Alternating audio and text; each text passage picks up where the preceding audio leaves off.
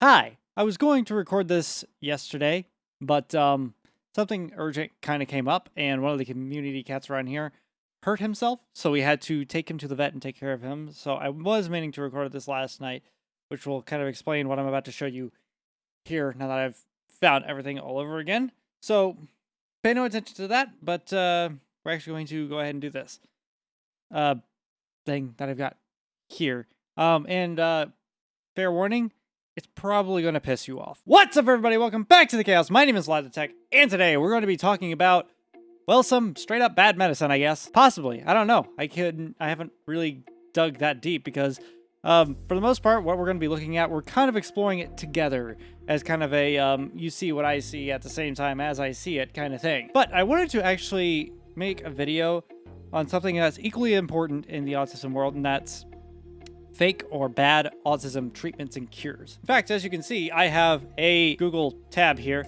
that where I just typed in bad autism cures, and there's actually a whole list here from the NHS UK about autism treatments, as well as a bunch of different ones, and they include things like MMS, which is basically MMS treatments, which we will have to go into at a later date, and that one's also going to piss you off, although we're not talking about it today, but it involves drinking bleach and giving bleach enemas in order to cure autism. Yeah, we will. I obviously have to talk about that one, but that's not what we're going to do, because yesterday, when I initially looked this up, I had an advertisement at the top of the page for this. The Institute for the Achievement of Human Potential. Okay, now, I didn't do a whole lot of research on it. I did see the first result and go, hey, this might be interesting, and boy, did I open up that can of worms really fast. So I did a little bit of digging on this website, and you guys will see what I was researching, and it actually got me so stirred up that I had to make this. It was too good to pass up. So, we're on the first page of the I.A.H.P.org website. Please do not spread this around. And it has a section called About the Institute. The Institute is a group... Institutes plural. Okay, so there's more than one. Is a group of non-profit institutes founded. Oh, that's the institutes.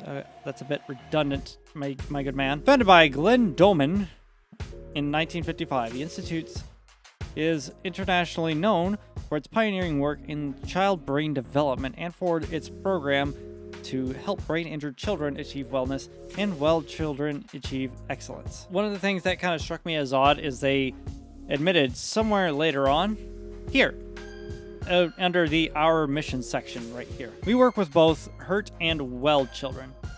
Now, I'm not sure why you would treat well children, but we're going to look over that just for a second. Although I believe this section on hurt children is probably something that I should cover, like, right now. There are probably 100 ways for a good brain to get hurt.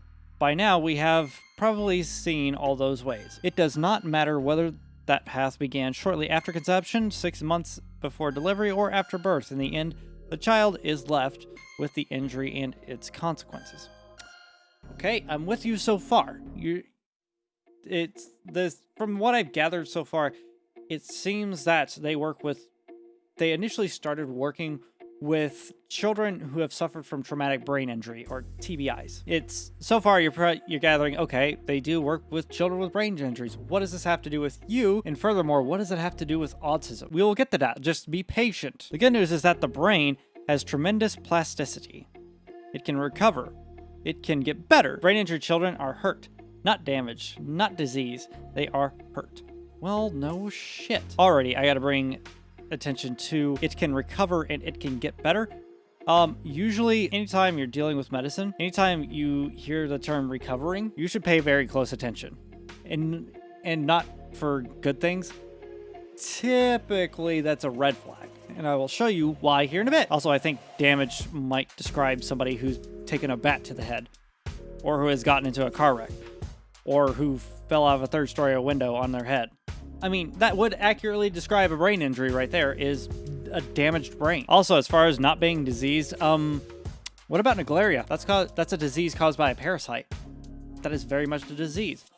Or what about brain metastases? Those are caused by cancer, which is a disease. I mean, I I get what you're trying to do, but stop trying to lie to me. Treating the symptoms of injury to the brain without addressing the brain itself will fail. True. All right, so they're throwing in facts with kind of a distortion of reality here. By saying a brain is not diseased or not damaged when there's an actual brain injury at play, that kind of sideskirts the issue of a disease can cause brain damage, and brain damage is what it is, damage. Now, there are disorders which technically aren't brain damage, like, for instance, schizophrenia is a disorder. You don't necessarily get schizophrenia from brain damage. That part is true. In that case, it would neither be damaged nor diseased, but at the same time, that doesn't mean that not all brain injuries are from brain damage, and not all types of brain damage are actually treatable or even recoverable. For instance, what if you perform a hemispherectomy, where you literally take out half of the brain?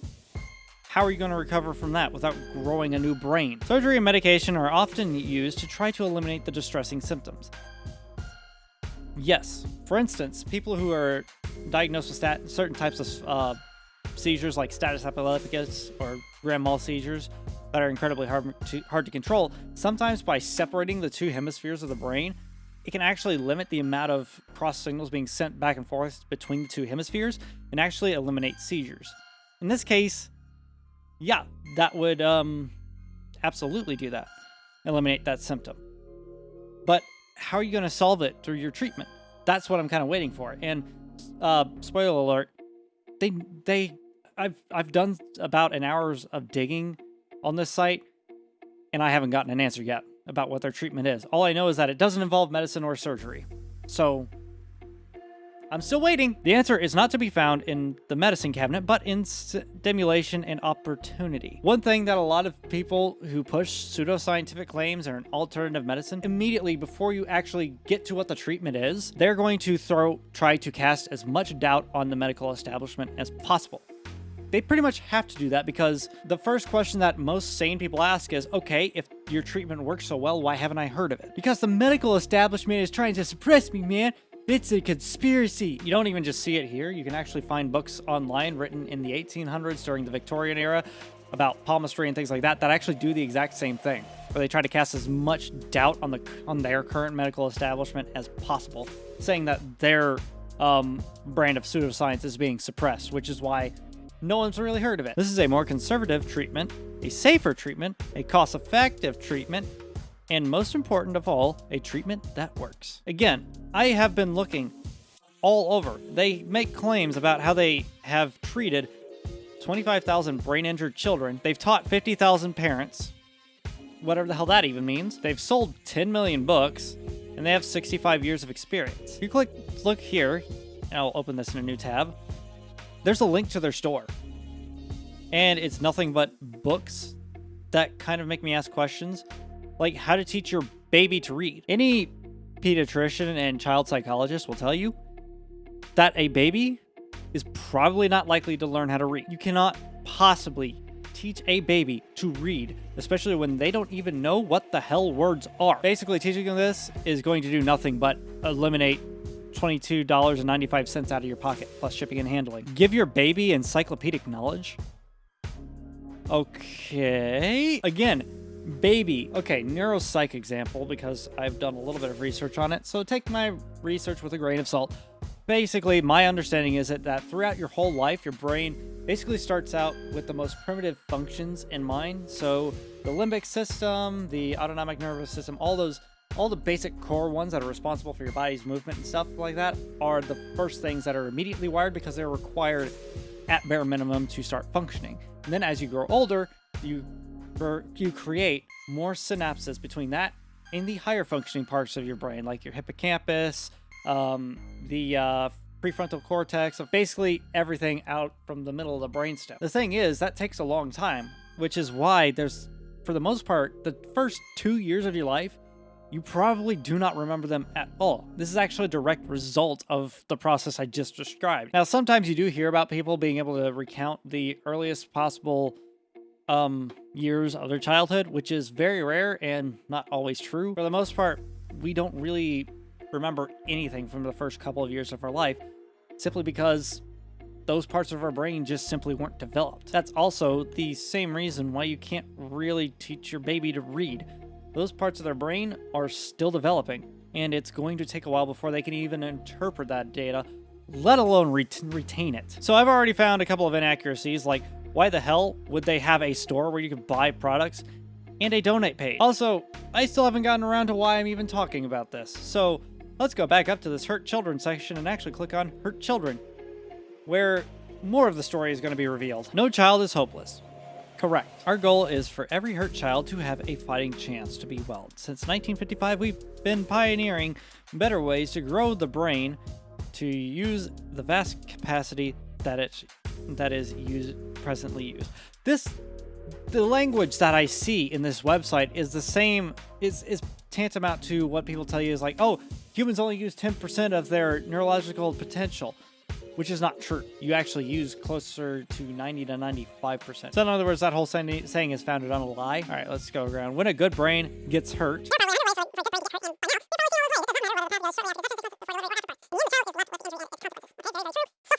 it can recover, it can get better. Isn't this... Wait a minute. They literally copied and pasted the same information in 2 different places on their website. Is your child brain injured? There are more than 300 symptomatic labels used to describe children who have problems in the central nervous system. These labels rarely include brain. I bet they don't. This is tragic for parents who waste precious time treating the symptoms and limited resources chasing after a proper diagnosis. The children with these frightening labels are brain-injured children. Their problems originated in the brain, not the periphery. All treatment is to be effective must begin with a real diagnosis. If your child has one of these symptomatic labels, your child is brain injured. Now, remember that last sentence, because that's what's going to piss you off. Also, again, I noticed they're throwing shade at the medical establishment, saying that these children need a real diagnosis, as if a doctor wouldn't be able to provide that for you. Yeah, the person who founded this, surprise, surprise, not a fucking doctor. Actually, wait, let me double check my sources on that. Yes, founded by Glenn Doman. It doesn't say doctor. So this man, not a doctor, is going to provide your child with a real diagnosis and a treatment that actually works for brain injuries without medicine, and even though he's not a doctor and can't diagnose them anyways.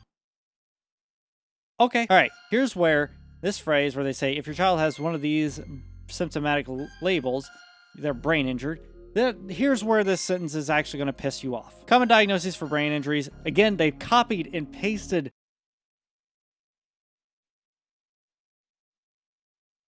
words. Over here we have common labels, and hey, look, autism. They equate autism to a brain injury. Cerebral palsy and epilepsy.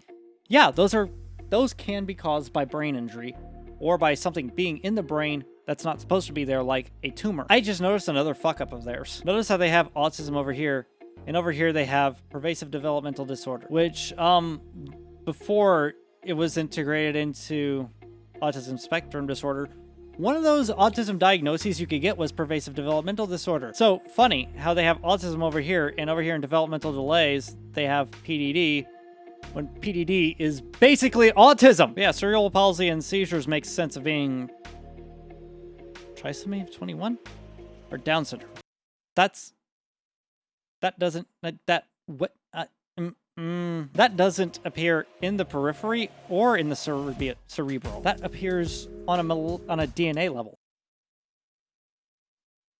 This is raising my blood pressure too high. But yeah, they're equating autism, attention deficit disorder, autism, and other developmental delays, learning problems, and Down syndrome with brain injury. None of these things are injuries. Do you not know what an injury is? And it gets even worse when you click on Learn More and go to the autism section.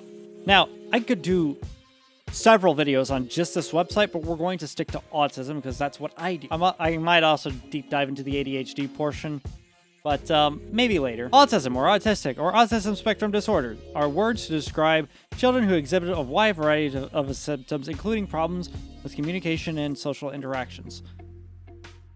Yeah, that's because that's what autism is. And also, most of the time, you don't really hear people with autism refer to their traits as symptoms. We call them traits, because this is not a disease. It is a disorder. Medical professionals and doctors sometimes give children with these problems a very negative outlook for health and success in life. Actually, it's not medical doctors that do that, it's pricks like these guys. People like you are actually perpetuating a stereotype that I am trying to break down. You're part of the problem. And most psychologists will probably not tell you that I have a poor outcome on life. We used to say that because we didn't really know a whole lot about autism. So yes, at that point in time, children did have a poor outlook on life. We have since then learned more about it and are still learning more today. People now have a better outlook than they ever have before, and with more information, we will have even better outcomes. And people like you are a direct fucking threat to that. They consider autism to be incurable. Well, no shit, Sherlock. Autism is a label, not a diagnosis.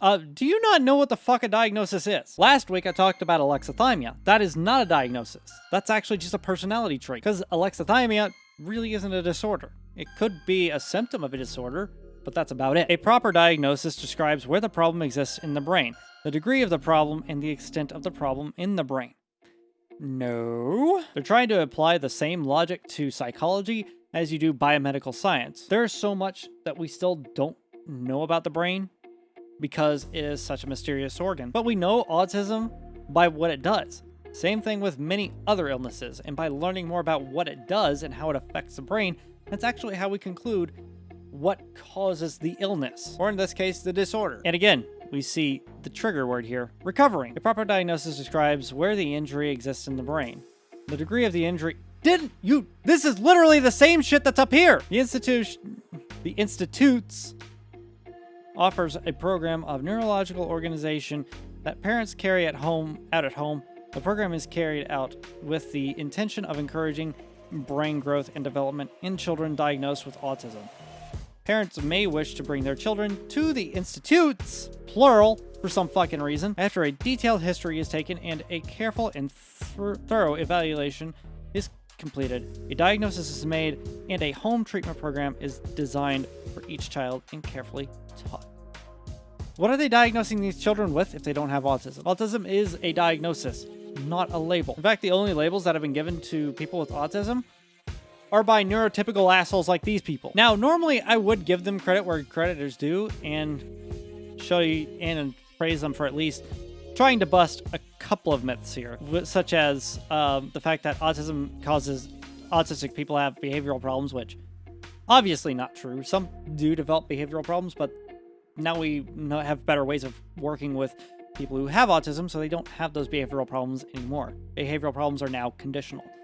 And we don't need medication, which I have taken Ritalin before when I was really young, but it wasn't even for autism. It was actually for ADHD. Fun fact, the active ingredient in Ritalin is cocaine, so I guess technically I did cocaine as a kid. They are mentally retarded. They're actually really intelligent. I'm supposedly one of those examples. I was tested to be a borderline genius when I was a kid. Okay, I've had enough. I want to finally come to the end of this long road and figure out what these courses are. How do we help hurt children? Our children range from paralyzed, speechless, blind, deaf, or even comatose to children who may only have mild learning problems or all the other children in between. How does a comatose child compare to an autistic child? They're not even in the same fucking ballpark. One has no idea reality's going on, and the other one is autistic. God damn it! When brain-injured children, again, there's that fucking word again. We're not brain-injured. When brain-injured children come to us, they often almost have been almost, I can't even fucking read anymore. In other words, they're admitting right here that they specifically cater to hope parents who are at their last fucking straw of finding help. They're preying on helpless people. Obviously, the child's helpless because the child can't decide for itself legally. Although they have had many assessments, they seldom arrive here with a real diagnosis. Autism is a real diagnosis. Instead, the child has been given symptomatic labels. What's your fucking treatment? I can't read our book. Is that what to do about your brain-injured child? Or your brain-damaged, mentally retarded, mentally deficient, cerebral palsy, epileptic, autistic, hyperactive, attention deficit disorder, developmentally delayed Down's child. How many slurs could you possibly fit in one sentence? Step 1, book, apparently. I'm gonna add this to my Amazon wish list. If you guys want to see me pop a blood vessel, I will review this book. at some point if somebody is willing to get it for me. What to do about your brain injured child course. I've got to know. All I'm seeing is a course and a book, and I'm not seeing what they do in the course, which is scary as shit. What is brain injury? I think we all know. Day 2. About brain development. Okay? Evaluating and diagnosing. And diagnosis. So, from what I'm gathering from this picture, which is coincidentally in Spanish, so as to not let English-speaking people fucking figure it out, it looks more or less like you're self-diagnosing your child. How is that a real diagnosis? You're not a doctor, and the people you're giving this shit to aren't doctors as well. What the fuck is this? This is the first time I've attended. Okay, now that parents have now got brain injured, how to evaluate their child and discover physical therapy. It's physical therapy and talk therapy.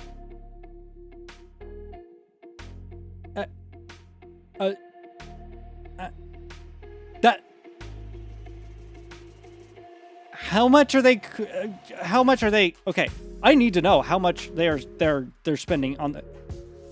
No, one free call, but somehow, I believe this is a telltale hook right here, because these aren't the only people who have thrown out cures and treatments for autism to help people recover. And surprise, surprise, it doesn't work. I have to end it here. We will be looking at these fuckers in the future. I wasn't going to make it past one video. I wasn't going to make more than one video on these guys, but it's like a train wreck. I can't look away. I need to do more research on these people. Please, for the love of God, share this everywhere. I don't normally ask people to do that, but share this everywhere. I want to uncover every little jot and tittle of what this horrible organization has to offer, as well as other ones. I now have a new thing to go after. And okay, so bad medicine is definitely going to be a thing that I'm going to be talking about more. These guys are going to come up, as well as the bleach enemas and all that other bad stuff. So stay tuned for that loveliness. And if you guys enjoyed it, fucking let me know, because I need to know that I endured this much pain and misery for something. Also, if you're new to the channel, subscribe for more content like this and probably some Let's Plays. I don't know. Maybe I'll fucking do more of those too. But for now, thank you guys so much for watching. And if you enjoyed it, feel free to show me some love down below by hitting the like button. And don't forget to check out the annotations for more videos. And I will see you in the next video.